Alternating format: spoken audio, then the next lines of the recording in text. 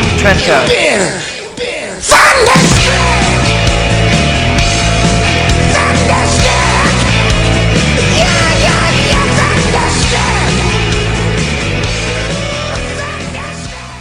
All right, here we are again, day two, Tuesday, June 2nd, 2015, 6 minutes after the hour, 6 minutes after 4 o'clock on the East Coast. Another beautiful day here on Tuesday, June 2nd in South Florida. Welcome, everybody.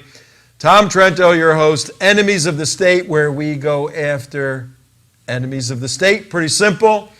Our organization is the United West. We are standing for the defense of the United States Constitution. We think it's a pretty good document. It's fared fairly well over 237 or 38 years. And but for the attacks from this administration and even some of our own conservative friends in Congress on it, we think it'll continue to do quite well. We also stand for the state of Israel being able to legitimately defend itself and claim its own capital, Jerusalem, as the capital to its country. Got a little bit of history along those lines. We stand against Islamic Jihad, trying to expose the Muslim Brotherhood in America and showing you the military and the destructive and deadly elements of Islam. And we fight against everything Obama. Whatever Obama's doing, we're fighting against it. He is a cultural and ideological enemy of a conservative view of the United States of America. That's where we come from. Our analysis, our opinion is something you need to look at every single day of your life. We synthesize all this craziness, make sense out of a chaotic world. Yesterday, we explained how President Obama, in his anti-colonial, his neo-colonial methodology, told us 6 years ago that if you gave him the chance, I didn't vote for him, if you gave him the chance, he would fundamentally change this country, and he did. He kept that promise. And there is more despair than hope economically, certainly on foreign policy. Our inner cities are being devastated by his policies of rewarding bad behavior, on and on and on. And then we showed how the jihad overseas and an incoherent foreign policy fighting our enemies over there is now being sent over, being shipped over from the Middle East into the United States, often through the border down south through Mexico, coming out of Caracas and through the land routes there, into the streets of, I don't know, Garland, Texas, where myself and 4 of our guys from the United West were 4 weeks ago, came under attack by 2 jihadis who did their little religion of worship in Phoenix. Or maybe we can look at the state of Florida and the jihad that's running rampant various parts of Florida. Or if we want to go to one of those states that was fundamental in founding and framing this great country we live in, the state of Massachusetts and the city of Boston. They seem to have a little bit of a jihad problem coming out of their academy, out of their various mosques, and spilling over explosively to the streets of Boston. But one of their own, Abu Samra, he's got a few different names, we're going to find out about that, may have met his demise over the weekend. And with us to look in an in-depth fashion with whether or not the guy on the screen right now, who was the Steven Spielberg, if you will, our apologies to Steven Spielberg, of the Islamic State's media division. One of the individuals who's an expert on these folks up there in Boston is with us today. Ilya, welcome to the show once again. Thanks for having me on. How you doing? Good? You doing good? Doing good. All right, Ilya's coming in through Skype. And for those of you who don't know who Ilya is and Americans for Peace and Tolerance, Ilya, take a minute. describe for our viewers, our listeners, we're on the radio, we're on the internet TV, we're all over the place, what you, Charles Jacobs, and your team is all about, what you've been doing, and some of the stuff you're working on right now. Well, we challenge radical Islam in the Boston area, also their leftist supporters. We've been doing it for years now, and we basically monitor the Muslim Brotherhood extension in New England. And I think we have the most sort of complete picture of any Muslim Brotherhood outfit in the United States, because in 2005 they tried to sue us for libel, and really badly miscalculated, because we did discovery on a bunch of their organizations. We got all their financial records, a bunch of their internal documents and emails, so we know exactly who they're about. And through a process that started with that discovery, we also learned quite a lot about this Abousamra fellow and his father, who was a top official in the Boston Muslim community. You guys have also, well, first of all, here's our set. We got a pretty cool set here. Your set that you're on right now is so Boston, it isn't funny. If anybody ever goes to Boston, it's and you like should. Cheers. It's what? It's Cheers. Yeah, he's Cheers. If you ever go to Boston, go to any of the pubs, any of the restaurants, on the north side there, any place. And you go in, and there's brick. You're in a brick room. There's brick all over the place. That's very cool. I like that. Thanks. Yeah, it's a 18th century Back Bay brownstone. All right, man. Very, very cool. And not only are you up to speed on Abousamra, who's a very interesting character, and I think indicative of the concept of our show, Enemies of the State. Well, you guys have done a tremendous amount of work dealing with the Islamic Society of Boston and the Sarnav brothers, the bombing in Boston. Before we get into Abousamra, who's dead, hopefully dead, it looks like he's dead, tell us a little bit about, your lawsuit where you got sued by the Brotherhood up there, and you had the discovery. You got thousands and thousands and thousands and thousands. I've seen some of the boxes in your offices of all the intelligence. This isn't information. This is material they had to hand over because they decided to be litigants, plaintiffs in a case, and the defendants get the right to say, okay, send over your stuff so we can check it out. Mistake on their part. But give us a little overview on the Islamic Society of Boston, who these cats are and why they are enemies of the state. The Islamic Society of Boston was founded in 1982 by students, Muslim Brotherhood members studying at MIT, Harvard, other Boston area universities. One of the people who founded it was Abdul Rahman Al-Amoudi, or he was actually the guy who incorporated the organization. Al-Amoudi is now in jail for 23 years for a plot with Al-Qaeda to kill a Saudi prince. In fact, the Islamic Society of Boston, just over the past 10 years that we've been studying it and following it and monitoring it, we have identified not just, the Tsarnaev brothers, not just Abousamra, but 12 individuals who are either its leaders or worshippers who are now in jail, killed by law enforcement, or are fugitives from the law because of their involvement in terrorist activity. Abousamra was a fugitive up until this weekend. Now we've reclassified him. And you've showed those individuals up on the board there, I saw at the beginning of the show. But for any institution to produce so many terrorists, there's something wrong with this mosque. I like your term, you've reclassified Abousamra, reclassified. He's dead. You reclassified him into the dead category. That's right. Ilya is one of the top investigators of the Muslim Brotherhood in the country, if not in the world in many respects. Help us understand this. Why has Boston, what is the etymology, if you will, or the demography of why these guys come over? Here's the 12 that you've identified. What is the demography of leaving the Middle East and coming to Boston?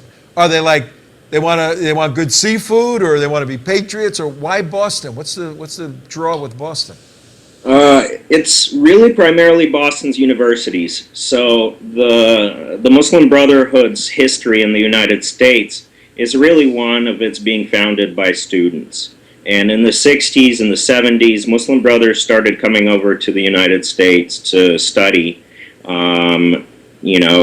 Basically, Hassan al-Banna and Said Qutb said that, you should take from the West all of its material wealth and all of its material knowledge, leave out the cultural stuff, but they very much believe in studying our sciences. So, even Mohammed Morsi, the Muslim Brotherhood former president of Egypt, he didn't become a Muslim brother in Egypt. He became a Muslim brother while studying in California.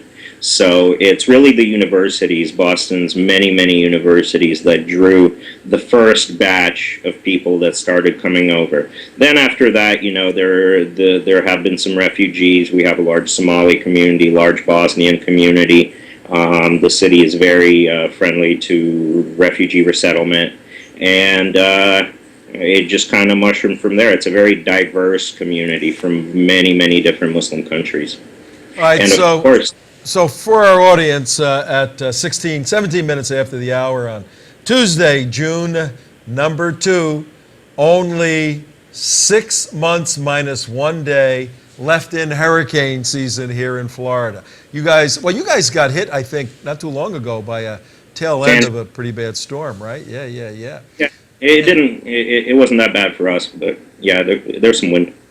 Well, yesterday, June 1st, here in Florida, 50% of our lives are in hurricane season, and those suckers are pretty bad. So we've got 1 day gone before we are done. It's 6 months to go before we get out of hurricane season. Hey, we made it through that first day, man. What's that? We made it through the first day. We made it through the first day, no hurricanes. Little station ID real quick. Station ID. We're on all kinds of stations now, aren't we? Hit him up real quick. WSBR Radio, 740 out of Boca Raton, Florida, 740 on your dial. 4 o'clock in the afternoon, ladies and gentlemen, every single day. 1010 WHFS over in Hassan Shibli town over in Tampa Bay. The terrorist Hassan Shibli. Our terrorist friend over there. And we're on a new station now. What is the new station? Red State? How can people find the new Radio. station? Go to redstatetalkradio.com. redstatetalkradio.com. We're broadcast at midnight, and we found out this network picked us up. They wanted our stuff, and they said midnight's actually prime time for internet radio people, because they go through their day, and these are night people. They start listening at night. So we're on another network now, and we're on, obviously, TV, internet TV, theunitedwest.org, Tea Party Community. Parts of the show will be on Breitbart. So we're all over the place, but for our listeners and viewers, it's interesting how these groups of brothers, Muslim brothers, get accumulated in an area. There's a diversification of the cultures, but typically following the universities, and you got some significant ones in Boston, Harvard, Cambridge, these various schools there.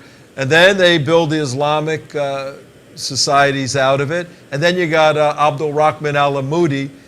Did you say wasn't he a good friend of, or an associate in some capacity of Grover Norquist and President Bush? It was Al-Amoudi who actually recruited Grover Norquist towards the Islamist cause. He became friends with him and convinced him that he's a good friend. Al-Amoudi was a fundraiser for both Presidents Clinton and Bush. He raised money for Clinton first, then he went over to the Bush side when he saw that Bush was likely to be the next president. He was Bill Clinton's ambassador to the Muslim world. He got from Bill Clinton the honor of appointing Muslim chaplains in the United States Army and in the federal prison system. So he got very, very high within American circles of power, and was a very dangerous guy. It was good that he got caught and is now in jail. All right, so you got a guy, and this is very important to understand the thought processes, folks, of the Muslim Brotherhood. You got a guy who's operating in the upper echelons of Republican and Democrat political parties in Washington, D.C., interfacing at a very high level with presidents, But then he goes and gets caught in trying to kill a Saudi prince through Libya. Wasn't it through Libya with Gaddafi providing money? Right. So Gaddafi gave him the money. He was supposed to hand off the money to an Al-Qaeda affiliated terror group in Saudi Arabia, and they were going to do the killing. So he was moving through Heathrow Airport with a suitcase stuffed with like $300 and something thousand that he was going to take America. I think Daniel Pipes called it half James Bond, half Keystone Cops. Well, ironically, not for today's show, but we ran into an associate of Al-Amoudi's at a ISNA convention that we were at. ICNA. No, ISNA. Oh, ISNA. Yeah, well, I think the first one was ISNA, the one in Tampa Bay, a couple of years ago. Yes. And we ran into an associate who told us the story. He's a very well-known imam, and we videotaped him surreptitiously. And at some point in the undercover videotaping, we said, "Wait, we may be taping you," and he said, "That's okay, you could tape me." So we have him on tape. He told us the story. We've never broadcast it yet. And he told us he was supposed to be on the plane with Al-Amoudi, with that money. He wanted nothing to do with it, essentially. And in that same conversation, he told us, and we have this on tape from a very substantial imam, he told us that the number 7 million Muslims in America was completely fabricated by a group of Muslim guys, Muslim brothers, we would call them, in a room, and they did it for one purpose. Can anybody figure out why they came up with the number 7 million? Because it is more than the Jews. The whole idea, they wanted to compete politically. In the mind of politicians, they wanted to be an equal political voting bloc as the Jews and get the same respect that the Jews were getting through politicians. So they fabricated that number, threw out a couple of studies, and that number exists today when you can go to the Pew polls that show 2.3 million Muslims. But everybody, even President Obama, uses the 7 million number, which is completely fabricated. It only gets bigger and bigger every day with these settlement refugee. Yeah, exactly. We'll bust that open. There's a at some picture time of Al-Amoudi with former President George Bush. Yep, right that's there. Abdul Rahman Al-Amoudi. We can do many shows on him. But let's get to the poor mujahideen who gave his life for his cause. Tell us, we're looking at an article in PJ Media, Pajamas Media, Ilya, and who is Abu Osamra? And we were up by Rabbi Hausman's synagogue last year, and we found out right around the corner, within walking distance in Stoughton, Massachusetts, was the high school that Abu Samra graduated from. Give us a little bit of background. Who is this guy? How did he wind up being the media director for the Islamic State? And what does this foretell about the Islamic State's direction on video production and media, social media use? Abu Samra grew up in Stoughton, Massachusetts. His father is an immigrant from Syria. He, according to the rumors within the Muslim community in Boston, he might have had a role in the infamous Aleppo cadet massacre, where Muslim brothers burst into a Syrian army training center and massacred all the cadets in there. And according to some rumors, he was allegedly one of the gunmen. So he fled Syria, studied in France for a while, and then moved to Boston. He was a very prominent, very respected endocrinologist, his father. But he was also a Muslim brother and a very, very radical individual. So he That's took the father, over. for the timeline here. That's the father of the guy who was the Islamic State media right. specialist. Okay, so we got a bad father, and now the son pops up. Okay.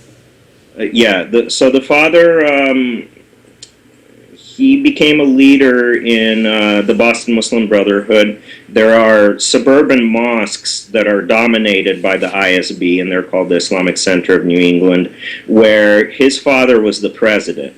His father, in 1998, hired to be the imam in those mosques a man named Hafiz Massoud. Massoud is the brother of one of the most wanted terrorists in the world, the guy who carried out the Mumbai attacks. And Massoud is now in Pakistan. He got deported a little while ago, and he's now in Pakistan, the head communications director of one of Pakistan's most dangerous terror groups. So this was a guy that Abousamra's father hired to be the imam in his community. As a consequence of that, there were several young men who became acolytes and followers of this radical imam, and Abousamra was one of them. Another one was Tariq Mihana, and together they plotted to shoot up a shopping mall in Massachusetts, the Emerald Square Mall, Abousamra and Mihana. Well, the FBI got wind of what they were doing online. Basically, he got his start back in the very early days of jihadist snuff videos. He and his buddy Tariq Mihana would watch, according to FBI wiretaps, affidavits, would watch all these videos from Al-Qaeda in Iraq and gloat over them, and would take really sick pleasure in watching the beheadings, the desecration of bodies, things like that. So even back then, they were already getting involved in the video aspect of terrorist propaganda. Now, what year is this? Ilya, what year was all that taking place? That was all taking place between the year 2000 and 2006. 2006, the FBI started really looking into them. So they were, they called themselves the media wing of Al-Qaeda in Iraq. That's what they called themselves. Basically, what the FBI got them for, indicted them for, was they would take communiques from people like Zarqawi and translate them into English and post them online for the benefit, for the consumption of English-speaking Muslims. Well, let me get this straight. Now, the two guys that were just on our screen, let's show them again. Tariq Mihana on the left. Free Tariq, he's in jail now, we're going to hear about that. And Ahmad Abousamra. So that's 10, 15 years ago, 30. They're teenagers, right? 18, 19, 20 years old? Yeah. All right, and they're where? In Stoughton, Massachusetts, right outside of Boston? Stoughton, Sudbury, yeah, basically southwest of Boston. Okay, so they're there, and they're operating. Now that looks like the is that the Roxbury Mosque, that one right there on the screen? Correct. I know that one. We were outside of that protesting its opening June 25th, 2009. I remember that one. And so these guys are in their early 20s. They are involved in the Islamic Society of Boston. What about Mihana's father? Was he a bad dude like Osama's father? No. He. I mean, they became very radicalized after Mihana was arrested and started blaming the U.S. government, Mihana's parents. But as far as we know, he doesn't have any terrorist connections. All right, so Mihana got busted before Abousamra, right? So what happened was in 2006, the FBI comes to talk to Abousamra. And we actually have an email from within the Muslim community from 2006 where basically they're saying, oh, something terrible happened. The Brotherhood is really scared. Abousamra, the elder, says he has to leave. So in 2006, Abousamra got wise and skipped town and fled to Syria. Tariq Mihana wanted to finish his pharmaceutical sciences degree, doctorate, so he decided to stick around. Well, that was a bad idea because in 2009 he was arrested and eventually tried and convicted of providing material support to Al-Qaeda. Abousamra, however, managed to get away, and he, I guess, saw his chance with the rise of ISIS in Syria to do what he always wanted to do, be the media wing of Al-Qaeda in Iraq, or what Al-Qaeda in Iraq eventually became, which is ISIS.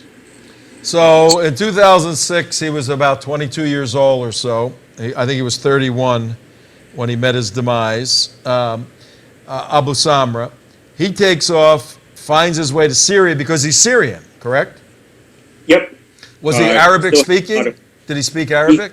He spoke Arabic fluently, yep. That was his value to ISIS or to Al Qaeda in Iraq, because back then they didn't have too many foreign fighters or foreign supporters. Period. So the fact that he knew both English and Arabic allowed him to take their Arabic communiques, translate them into English, and feed them to Western Muslims as propaganda. Okay, so in 2006, the 22-year-old Abousamra, who was watching all these snuff films, was hooked up with Tariq Mahenna, he says, I'm going to Syria, I'm going to go, fight on the front lines. He takes off, and the FBI. At what point did it become public that he's involved with the Islamic ISIS at that point, or Al Qaeda at that point? When did the authorities realize, hey, the guy from Stoughton is over there causing trouble? Well, publicly, it only came out last summer. However, in 2013, the FBI put out a money reward on him, I think $50,000. And it was at that point when I saw that, I figured, yeah, he's probably involved in ISIS, and that's why, because of the timing, that's why there's a reward out for his arrest. All right, let's show that. I think we have that video right now of the FBI putting out a reward. You have that queued up, Damon? I think that's the one. Yeah, check this one out. And this is a really very interesting profile of these homegrown jihadis. And I got a question when we come back from this piece about Abousamra's father. If the son takes off to fight with the Islamic State, the dad was a bad dude. Obviously, the dad's in jail now somewhere, I would assume, but let's see what this video says.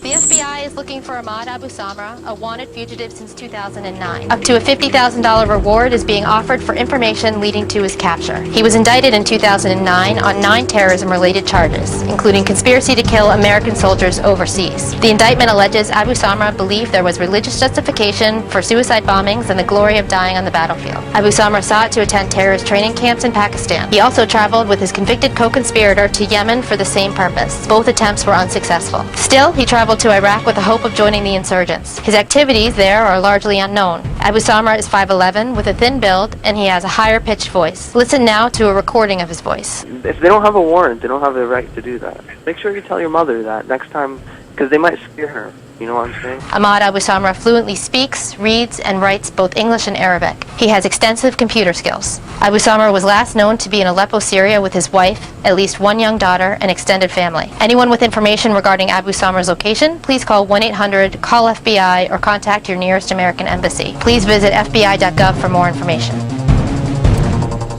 That's the FBI. They put out that little, piece of media looking for that guy can grow a beard. Let me tell you, man. He's right up there with Hassan Shibli. I mean, it's like those Syrian hair follicles. Amazing. All right, so we have 2006. He takes off. What was the date of that video? That was the one you're talking about, probably in 2000. Yeah, that was 2013. Okay, so they go, okay, we're looking for this guy. Now we have this transition from Al Qaeda, ISIS, all of that, into the Islamic State beginning. And we start seeing the initiation of these more sophisticated videos. Do you think that he was the guy behind that? And is there any indication that he learned video production skills while he was here in the U.S.? What we do know, first of all, yeah, he's supposed to be one of the guys behind ISIS's sophisticated video and online propaganda apparatus. He also is supposed to be one of the editors of its online magazine that it publishes. Abousamra studied computer science at Northeastern University and UMass Boston, so he should be a fairly technical individual, fairly well-versed in computers, and presumably video production as well. Oh, okay, so he has all of those skills. I mean, he's a perfect guy for them. And so what's the story with his father right now? You have this clear enemy of the state. You've got a father who's got all kinds of dirty hands. What's going on with the dad right now? After the wanted video and the after the FBI released the reward for his arrest, the father actually picked up and moved to Qatar, where a lot of these bad guys are hiding out. In fact, I think, you know, every time we expose somebody in Boston and it gets a little too hot for them, it seems like most of them move to Qatar, like the former Imam of the Islamic Society of Boston, the former executive director of the Islamic Society of Boston. Once they sort of burn out and it gets too hot, they go to where it's safest for them, which in the world right now it is Qatar. So, and Qatar is the home base for, I think, Al Jazeera, the news. That's right. Okay. It's also going to be the 22 World Cup. Maybe they're just getting their tickets early.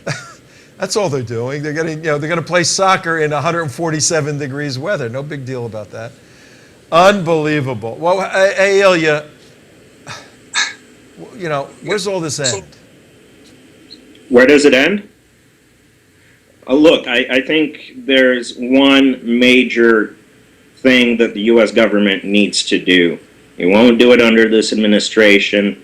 I really hope it happens under the next administration, is do what actually the United Arab Emirates did. The Muslim Brotherhood needs to be designated as a terrorist organization. Once that happens, we can start dismantling its infrastructure in the United States.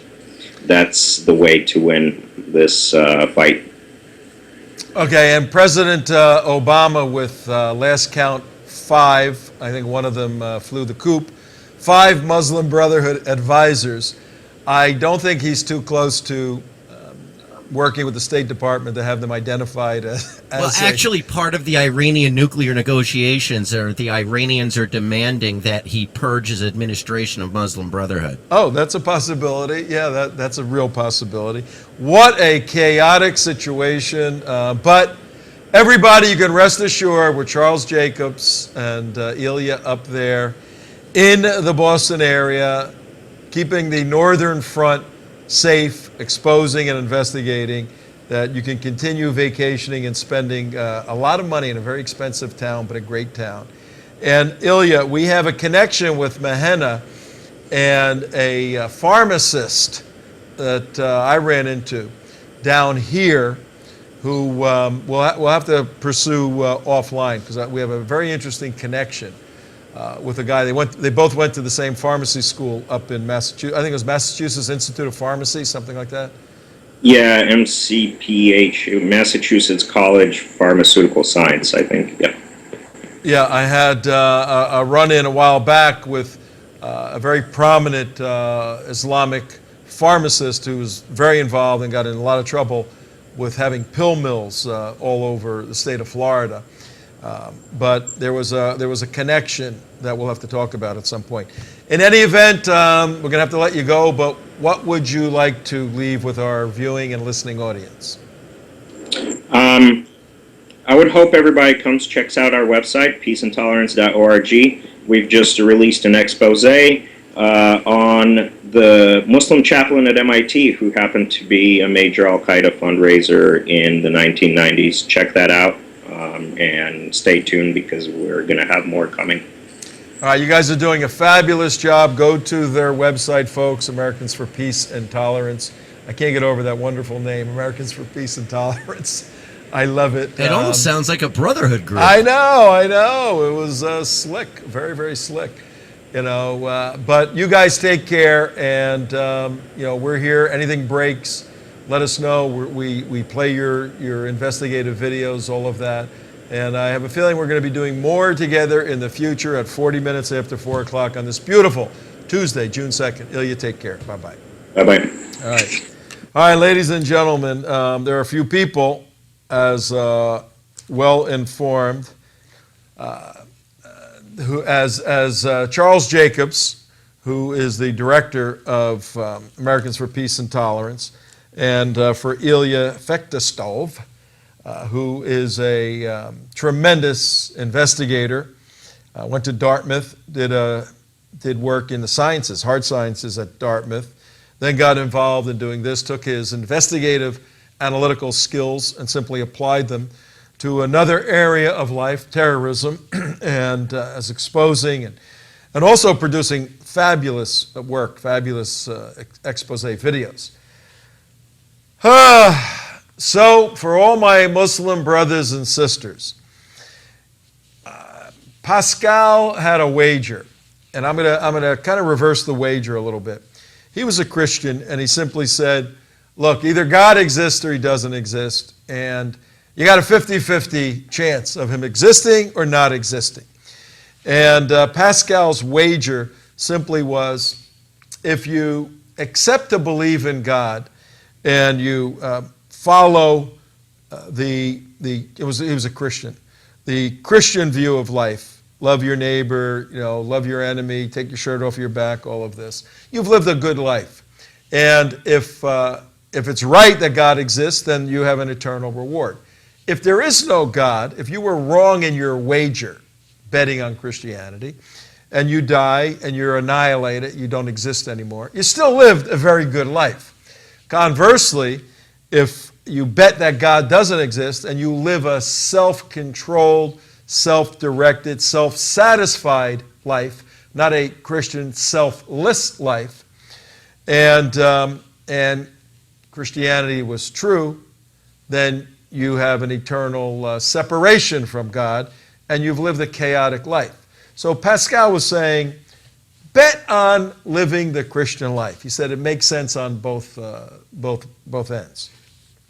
I'm going to turn that a little bit around to my Muslim brothers and sisters. Yes. If Abousamra was accurate, that the Islamic life of militant jihad, the Islamic life of cutting off the heads of your enemies, the Islamic life of filming, using your technical capabilities to videotape the jugular vein being cut on somebody's neck and them oozing out blood and their eyes in fright and their body shivering and shaking and going into convulsions. If this guy on the screen was right, that's the good thing to do, that's the right thing to do, that's what Allah wants you to do, that's what Muhammad did. If he's right about that kind of existence, and try to go watch one of those videos and look at somebody's head being cut off, or the Muslim warriors putting them up on fence posts to scare the people in the particular village, of the death and destruction of blowing yourself up and killing babies and everyone. If this is what Allah wants, and this is the way you're supposed to live as a Muslim, don't tell me that's not Islam. The Islamic State is Islam. You're not Islam if you're not following the devoted Salafist beliefs, identifying, emulating the life of the Prophet. I know it's horrible for you to think that's not the way the Prophet was. Go read it. These guys are scholars that are looking at this sort of stuff. If Abousamra was right, and that's the way you're supposed to live, then all of us will have to pay a great price at the end, because we simply can't believe that that's true. Are you telling me that all these Islamic scholars know more about Islam than like Howard Dean? It's a tough pill to swallow today at 4:44 in the afternoon on WSBR radio on the UnitedWest.org. But yes, that's exactly what I'm saying. Islamic scholars know more than Howard Dean, know more than President Obama, know more than all the nitwits in America that say, oh, the Islamic State or Al-Qaeda has hijacked Islam. That's nonsense. They are devoted followers of Muhammad, which is the epitome of the Islamic life. That's the way it is. Face the facts, folks. Tom. And what? Tom, question. Is it not the duty of all male Muslims to emulate the life of Muhammad? Is that not the goal, what they are aiming to do? Is that not what they are supposed to do? Last time I looked in this book called the Noble Quran, yes, that's what they're supposed to do. They're supposed to emulate him. Yes. Now, was he a murdering, raping, pedophile warlord? People don't like it when you put it in those terms. Was he a freedom fighter, destroying the enemy and using some of those terms you used? Did he do that tactically for victory and for fear? Yes. So he married a 6-year-old for fear and victory? Cultural issue, no big deal. Okay, but he did go around raping, killing, stealing, and all that stuff. And Only to implement the sword of justice from Allah. okay, but has that changed over the years? That did some edict come out that you are not supposed to emulate Muhammad anymore, or is that still the basic goal? No, still the same way. Okay, Still the same way. So if murdering, raping, Freedom being a fighting, pedophile freedom fighting. and a rapist Yes. is still prescribed today, why is there any shock at what's going on in the Middle East? I'm curious. Yeah, well, the only reason why there's shock is because of the iPhones. Because we see it immediately now. 1,400 years ago, the masses were controlled through these same tactics, and it didn't spread out worldwide immediately. It took months, if not years, to say, there's something going on in Saudi Arabia that's very unique. Don't mess around with those guys. But now you see it immediately, and because it's so visceral, the beheading of somebody in a foreign country, you see it on the news, you go, that can't possibly be part and parcel of religious doctrine. There's no religion in the world like that. And this is a very important point I want to make right here to our listeners and viewers as we see the chaotic world that President Obama has contributed to. A religion does not necessarily, a priori, deserve respect. I can invent a religion tomorrow that ought to have no respect whatsoever. There's Satanists worldwide that opt for and desire child sacrifice and all these bizarre practices. We're going to respect the pagan religions that built their whole religious ideology on child sacrifice or human sacrifice or eating your enemy so that the spirit of your enemy was ingested into you. These were religions, worldwide religions. And if I'm not mistaken, and I'm not, Mohammed fought against the pagan religions that were doing just these things. He had no respect whatsoever for the pagan religions and wanted to destroy them and did do that. What was the politically correct argument in those days? Hey, Mohammed, you need to have respect for the pagan cannibalistic religions of the day. Why are you disrespecting them? And Mohammed's answer would have been, because they don't deserve respect. They are disgusting systems, and we ought not respect them simply because somebody calls them a religion. If that's the principle, that not every religion deserves respect, then the serious question needs to be asked about Islam.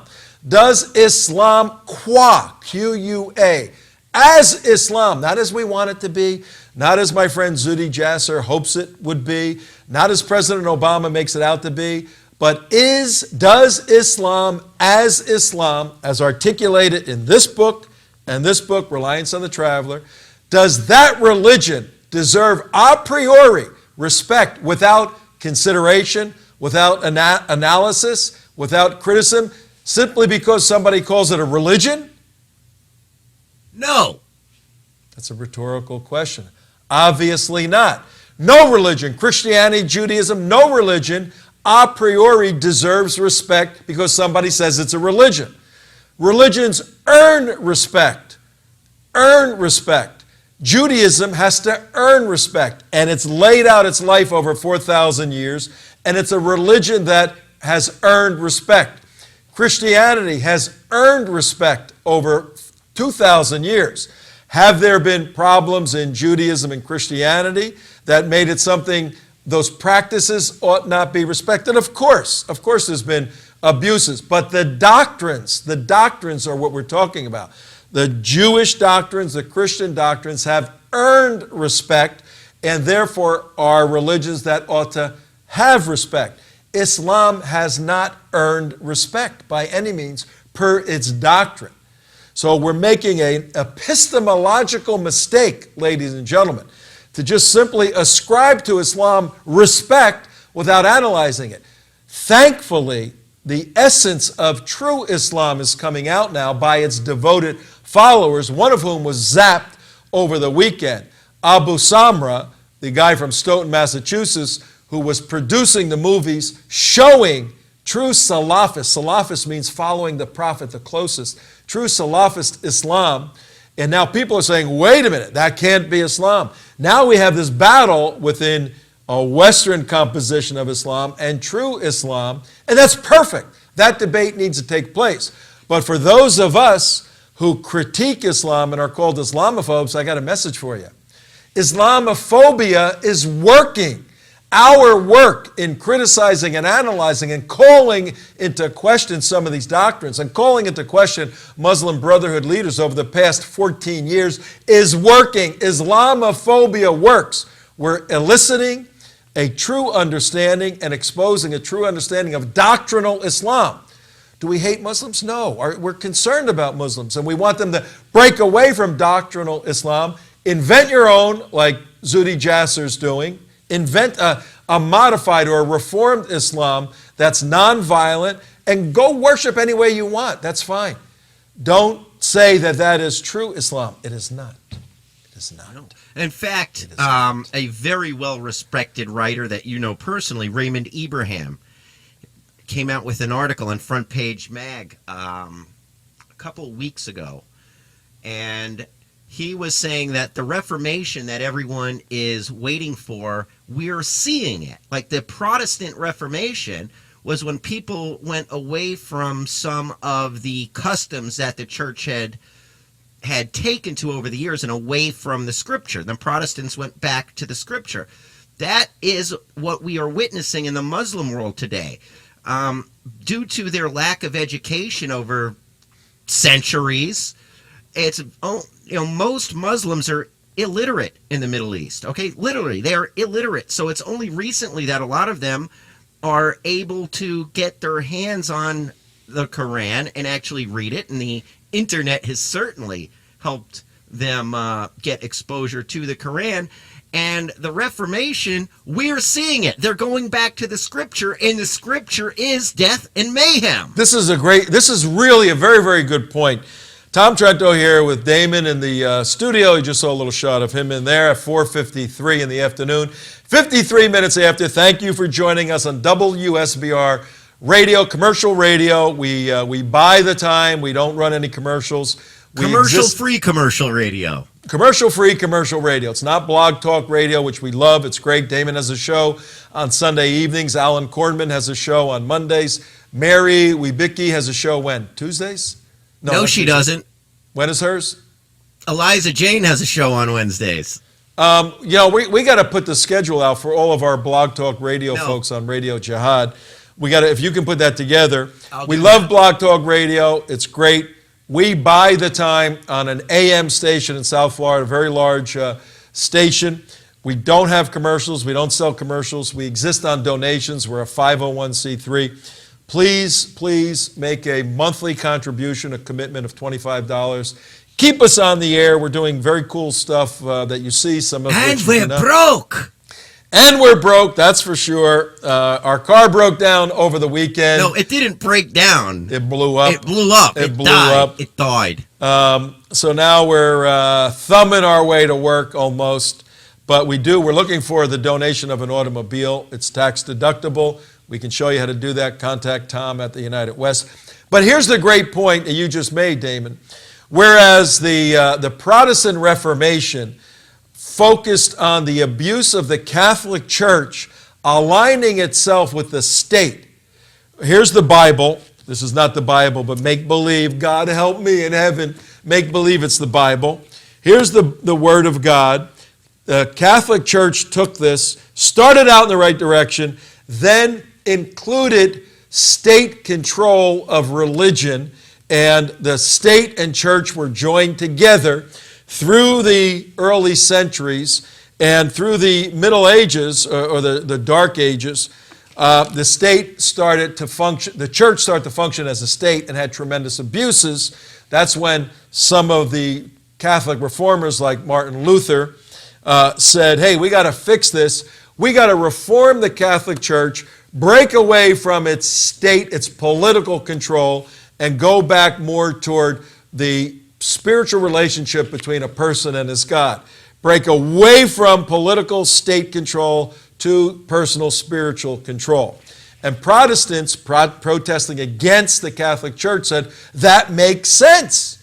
That makes sense. We've got to get back to the Bible. That was the Protestant Reformation. I am a product of the Protestant Reformation, getting away from state control, where the church controlled the state, and back to individual spiritual relationship between God and man and women. Conversely, through the ages, people have veered away from the control of Islam and doctrinally, Christianity does not mandate state control, just the opposite. But conversely, the Noble Quran mandates state control of territory, thus the Islamic State.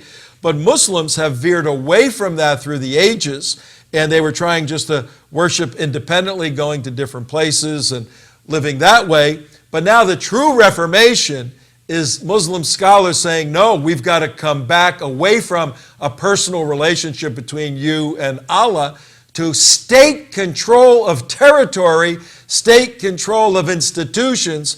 And Raymond Ibrahim's observation that the new Reformation in Islam is back to state control, thus the Islamic State is exactly what's playing out before our very eyes. And it's a horrific scene when you mix state and religion together. Even, again, my friend Zuhdi Jassers saying, we've got to separate, he's saying, the political component of Islam out and just have the spiritual component. Now, our advice to That's Zuhdi a pizza without the cheese. Yeah, that's impossible, and it's a great goal. It's not going to happen, but we hope it does. But the Islamic State is saying, get lost, Zuhdi, get lost, Obama. We're getting state control back, and we're doing it in front of your very eyes, and you can't stop us. Iraq, Syria, Jordan's next, Lebanon, Libya. It's happening on the Parts of Levant, Egypt. Northern Africa. And you're seeing true Islam working out doctrinally. So how'd that Reformation work? And look, my Muslim brothers and sisters, I know you don't like me, that's okay, but don't dismiss what we say here at the United West. Either what we're saying has some basis in truth, which we have demonstrated. If it does, it's an existential crisis in your life. It's like, wait, if you're right, Tom, my beliefs are going to lead to death and destruction. Yeah. Well, but I don't have to do that stuff. Then you're not a good Muslim. Why do you want to follow a faith where you can't live 100% as the Prophet lived? And you can't. Not legally, not in this country, you certainly can't. Oh, that makes sense. This is Allah, control over everything, but you can't live the way Allah wants you to live and Muhammad wants you to live in this country. Well, you got to change the country. That's what is so, our good terrorist friend Ahmed Badir, also Tampa, who's moved to D.C., big Muslim Brotherhood, card-carrying brother, on the steps of the Capitol in Tallahassee last year, to quote him, "The better a Muslim I am, the better a citizen I am." And I wanted to have a debate with him on that statement up and down and to school him in how that is clearly, not only is it wrong, but it is 100% opposite of the truth. Yeah, and look, as a Christian, I can pledge allegiance to the United States of America. As a Muslim, I cannot pledge allegiance to the United States of America. And that's why they don't. It's that simple. So all that Muslim Brotherhood mumbo-jumbo from Ahmed Badir and Hassan Shibli and Nihad Awad, all those characters out there, they know what they're doing. I mean, they got to push this stuff to fool the dopey leftists, the dopey Democrats that buy this, the dopey Christians that buy this nonsense. They got to push that. Our job as communicators, as analysts, as exposers of the truth, our job is to show, no, you're not factually right, you're factually wrong. And look, this is not just an intellectual debate or discussion. Human beings are connected to these principles and policies. And for those of you caught up in this, there's time to get out, just like Rifka Barry did. Stay tuned. We're going to have her on the show in the near future. Right now, we got to go tomorrow Extortion 17 with Billy Vaughn. Once again, investigation into a U.S. cover-up on the shoot-down of Extortion 17.